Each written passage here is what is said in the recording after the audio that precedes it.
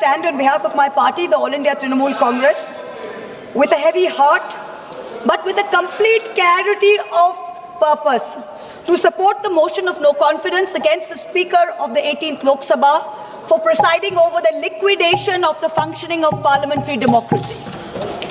It is richly ironic, it's divine karma actually, that I, the lady MP, who was illegally witch hunted by the government, wrongly expelled by Ethics Committee, which had no power to expel, after a motion in which I was not allowed to speak, where the Speaker, in violation of every principle of natural justice, did not allow me to defend myself. Today I am opening the debate for my party in a motion of no confidence against that very Speaker. You can't run away from karma. Dr. Ambedkar said that Parliament belongs to the opposition and the government should always be on trial. On the anvil, he called it, to ensure accountability. The role of the Speaker is that of a neutral arbiter and a keeper of the order of the House. This is absolutely vital to the function of Parliament. John Bercow, the Speaker of the UK House of Commons, said, "I never aspired to be Speaker of the House of Commons simply so I could say I am the Speaker of the House of Commons and tell my children that." So it can't be a matter of ego. It can't be a matter of personal legacy. The post is far beyond that. It is a fitting tribute to the vibrancy of India's democracy and the strength of India's dissenting voices that a motion of no confidence was moved against the very first Speaker of the Lok Sabha, G.V. Mavalankar, in 1954. He was accused of openly espousing the cause of the official spokesperson of the ruling party in all matters and constituted a serious danger to the functioning of the Lok Sabha. Pandit Nehru, who was PM then, participated in the debate, and he said that more time should be allotted to the opposition than to the government benches. Pandit Nehru as Prime Minister said this. What is the tradition we are following today?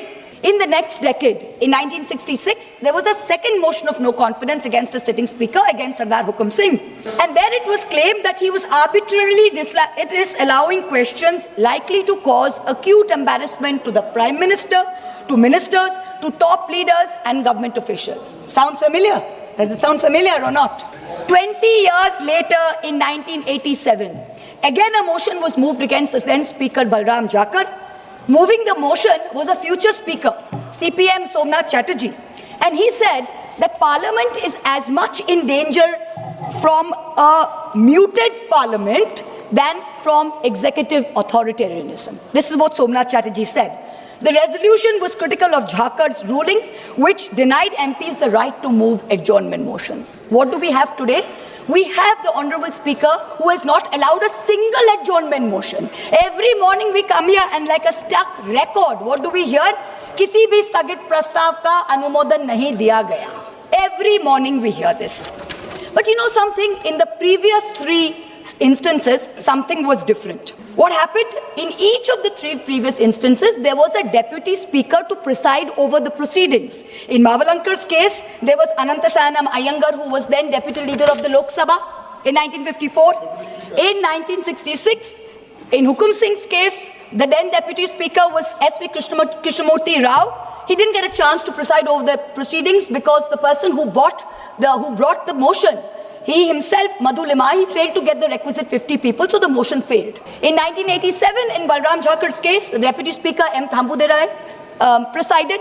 But today, what do we see? There is no Deputy Speaker. In the 17th and 18th Lok Sabhas, for the past 7 years, the post of the Deputy Speaker has been kept vacant. Article 93 of our Constitution very clearly says that the House of the People shall, the word shall is used, as soon as may be, choose two members of the House to be respectively Speaker and Deputy Speaker. If the post becomes vacant, immediately another one shall be elected.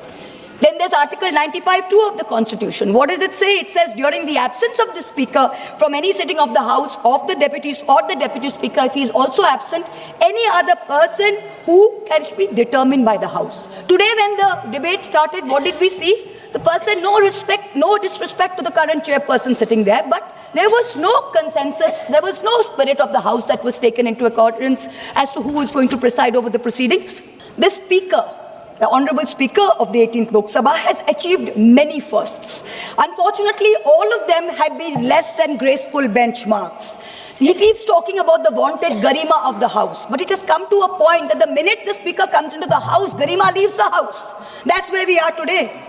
I am first going to analyze the Honorable Speaker's inglorious record on a macro level, and then I'm going to dissect it on a micro level.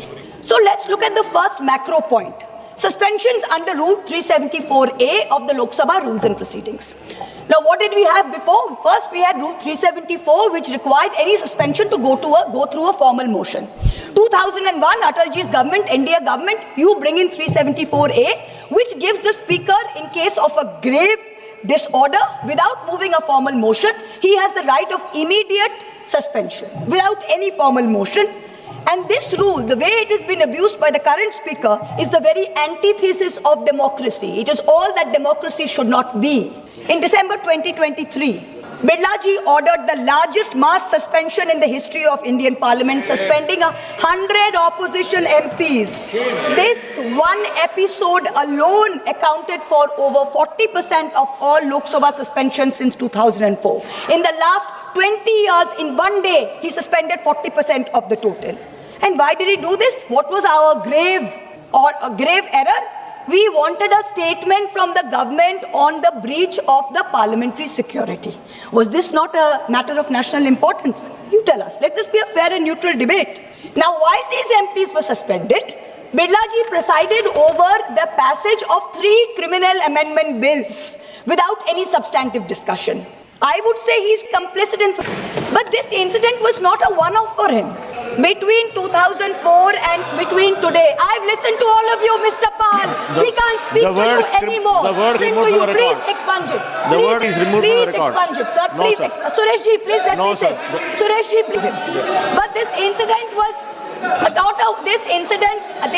Please, sir. This incident was not a one-off moment for the Speaker. Between 2004 and today, 245 suspension actions were recorded in the Lok Sabha, and half of this total, 120 suspensions, were done by Birlaji alone. And that's not all. He's the only Speaker who has suspended only opposition MPs. 100% of these 120, 112 in the 17th Lok Sabha, and 120 suspensions have been done by Birlaji alone. And they were all Lok Sabha, they were all members of the opposition. Zero NDA. Let us now look at the numbers for previous speakers. The country has a right to know these statistics. In Somnath Chatterjee's time, 2004 to 2009, only 5 MPs were suspended. Never once Rule 374A used. 4 were suspended due to irregularities in MP lads, and 1 was suspended due to some impropriety on an MP tour. Somnath Chatterjee was a UPA nominee.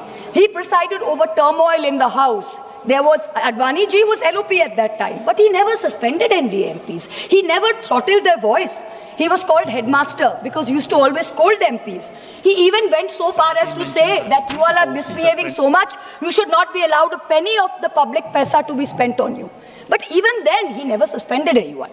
Then we come to Meera Kumarji. She was also an UPA nominee. She was Speaker 2009 to 14 when Sushma Swaraj ji was LOP. Honorable MP, she suspended. Once again, I would like to remind you sir. that any MP who suspended is not suspended by the Speaker. The House, and I will there take is a your process. Point, and I will there say, is a process. There is a procedure. Yes, sir. There is a process. There is a procedure. All right, sir. He presided over it. The process is followed. Yes, sir. He presided over it, sir. I will change my terminology. Perhaps we should add a 10th member to the panel.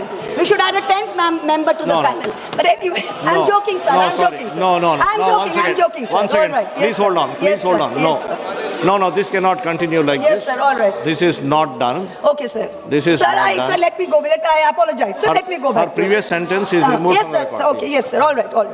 She suspended. She is suspended. One second. Yes, sir. This type of sly remarks should be removed, and I request the chair to caution the member to derive from this type of sly remark. No, once again.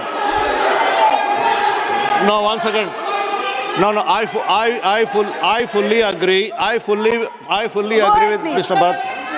I fully agree because the comments are against the chair. Sir, very good. Please continue. That's fine. Expunge it, sir. Saugat Please Raji, expunge please it, understand. sir. These Please remarks are expunge against it. the chair. Sir, we are moving a no Earlier, the confidence remarks were against the against chair. Sir, we are moving a no confidence against the chair. Obviously, the comments will be No. against the chair. Please let me finish, sir. Please let me, Suresh Yes, ji. sir, Mr. Suresh ji, please let me finish. Venugopal ji, please let me finish. No, sir, please. Venu Don't ji, let me misinterpret. finish. Please do not You are taking my misinterpret. time, Venu ji, please. While she is supposed to talk on the Venugopal ji, resolution, she please. is now remarking on the chair. Venugopal This ji, is not let done. me speak. Let me speak, Venugopal So she's ji. It's requesting okay. you now It's to okay. sit down. It's okay. It's okay, sir. Okay. So when Meena Kumar ji was also a UPA nominee, she was Speaker 2009 to 14. Sushma Swaraj ji was LOP. She suspended a total of 45 MPs, but 70% of these were UPA, mostly Congress MPs. From their own party, because they were protesting against the bifurcation of Andhra Pradesh. Only 30% were from other parties. Sumitra Mahajan ji, 2014 to 19, suspended 73 MPs during her tenure. Of them, 25 MPs were Congress, 33% over the Lalit Modi issue. Remaining 67% were AIDMK MPs over the Kaveri issue and TDP MPs over the Andhra Pradesh special status issue. Madam, let me again remind you, Yes, there is a process proceedings Yes, sir. of the House. It is the House that decides. She It is the presided House. over the second macro I will point, have sir. to interrupt you because Okay. you are not correcting the course. Okay, sir. Yes, the second macro point. Arey Venugopal ji. Sir, Honorable MP has requested you not to interrupt her, sir. She has already requested. No. The second macro point, sir. The decline in the number of bills being sent for scrutiny to parliamentary standing committees under the guardianship of the Speaker. Let me change my terminology. Parliamentary standing committees were formed in 1993 for what? To scrutinize bills. The 14th and 15th Lok Sabhas, with the UPA governments in the place, sent 60% and 71% of bills to the Parliamentary Standing Committee. What happened in 2014? 14 to 19? The 16th Lok Sabha, only 27% of bills were sent. What happened in the last Lok Sabha? 16% of bills were sent. The way it is going in this Lok Sabha, God knows what will happen. It will become single digit probably. Now let us look for a more detailed dissection. The office of the leader of the opposition in the Lok Sabha was accorded statutory recognition under the Salary and Allowances Leaders of Opposition in Parliament Act 1977. It is equivalent to that of a cabinet minister in rank. Ram Subhag Singh was the first, Buxar Bihar was the first recognized LOP in the 4th Lok Sabha from the Congress O, which was the Kamraj Morarji Desai syndicate. That was the first time any party had won 10% of seats in the parliament. Now, the first statutory LOP was CM Stephen. He was MP from Idukki in Kerala. Since the post was given statutory recognition, there have been 12 LOPs. 3 times the term has been vacant. Of these 12, 6 were Congress, 5 were BJP, and 1 was Babu Jagjeevan Ram from the Janata Party. So it was been pretty evenly distributed. Each of the BJP LOPs, LK Advani ji, Atal Bihari Vajpayee ji, Sushma Swaraj ji, has had more than their fair share of parliamentary time and spotlight in the correct spirit that the opposition owns the House. It was not denied to them. In 2012, Sushma Swaraj ji, then the BJP's leader in the Lok Sabha, even said, not allowing parliament to function is also a form of democracy like any other form. That we have also seen. So in the Lok Sabha, past speakers have allowed not just the LOP, but also senior members to intervene in debates. For example, former Prime Minister Chandrasekhar ji, when he came back in 96 as the sole member of the Samajwadi Janata Party, often stood up and was allowed to speak. In March 1997, Biju Patnaik ji intervened. There was a Madhya Pradesh BJP MP called Sundarlal Patwa who asserted that the mandate was not actually with Deve Gowda, but the mandate was that of the BJP's nationalism, and the BJP should be allowed to form the government. And Biju Patnaik intervened very sharply, and he said, you people talk of nationalism. Do you know what is nationalism? You cannot know it. His Rashtravad is breaking up the nation in 20 pieces. Patnaik was neither asked to sit down, nor was the House adjourned by the then Speaker. Contrast that with the current Speaker.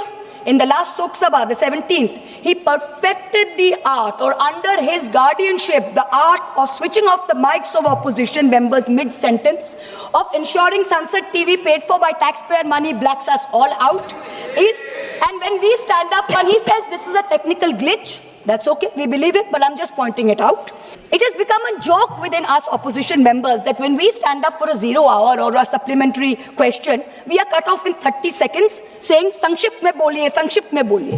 And for treasury benches, people are allowed to speak endlessly, make unfounded allegations, lies against all of us. The government has made parliamentary democracy, and if the speaker is going to concede to being a complicity, sad day for Indian democracy, a very sad day. In March 25, a delegation of India Bloc MPs met the Speaker. We submitted a letter raising 12 issues, including the failure to appoint a Deputy Speaker, denial of the opportunity to speak to the LOP and other leaders, disregarding the decisions of the BSC. During his term, the Honourable Speaker has systematically throttled the voice of the opposition and by default, the representative voice of 41 crore Indians, 410 million Indians, that's who we represent here. He did not allow a discussion on Manipur. We had to move a no-confidence motion just to have a discussion on the issue. Do you remember? I remember the MP from Manipur, Dr. Bimol Ekojam, he stood up close to midnight and with such anguish in his voice, he told us that this state of Manipur has been excluded from the national consciousness to the point of invisibility. He had to be given the time at midnight. When BJP MP Ramesh Biduri stood in this house and he called Danish Ali, another fellow MP, and I'm going to repeat these words because the country needs to remember this was said in this house. He called him, Birlaji did nothing. You failed not only Danish Bhai, but you failed 200 million Muslims of this country who put their head on their forehead on this soil of this thing. Ramesh Biduri continued the rest of the term merrily. He was never suspended. Birlaji did not allow a discussion of the special intensive revision in Bihar, allowed only a larger electoral reform discussion. On every matter of national importance, we have been disallowed adjournment motions and debates. On each one, I am not yielding, he's an MP, he's not a minister, I'm not yielding to him. On each one, on the Hindenburg issue and the Adani government nexus, you disallowed the motion. On Chinese aggression into our territory, you disallowed a motion. On the one-sided Indo-US trade deal, we had to learn from the US president there's been a trade deal. The government didn't tell us. You disallowed a motion. On the Epstein files, a sitting cabinet minister has a mention of 430 times. Heads in the world over have rolled. You have not allowed us a discussion. Every time we MPs from Bengal have demanded answers as to why the central government is starving Bengal of funds, why our people are being starved of their rightful dues, the Speaker has allowed the treasury bunches and ministers to systematically heckle us and dishonor us and humiliate us. On February 2nd, Birlaji disrupted the LOP's motion of thanks, citing rule number 349 and 353 to bar quoting from an article from the Army Chief of Staff's memoirs. First they said LOP should authenticate, then they barred him from authenticating. Yet on February 4th, a BJP MP designated as prime heckler by the treasury benches furnished books within the house and continued for 3 minutes. Then rule number 349 was not applicable. It is absolutely incredible, the show of partisanship that the Honourable Speaker informed this House that he had advised the Prime Minister not to come to the House as there is a danger from women MPs. Yes. 1 minute, sir, 1 minute, I'll conclude. The Prime Minister is to come to this House and the Speaker is covering up for him in this ridiculous manner, denigrating women without any substance. Honourable MPs retire apology. No, sir, I have not finished. 1 minute, I have not finished. I've got my last sentence. Speaker, sir, You already spoke for 20 minutes. I have got 28 minutes. My party has 28 minutes, sir. She is the chief whip. She is the chief whip. Speaker, sir, you are no longer fit to conduct the affairs of this House. I will end by saying to the Honourable Speaker what Oliver Cromwell said to the Parliament in 1653 and what UK Conservative backbencher Leo Amery told the British Prime Minister Neville Chamberlain in 1940. You have sat too long here for any good you have been doing. Depart, I say, and let us have done with you. In the name of God, go.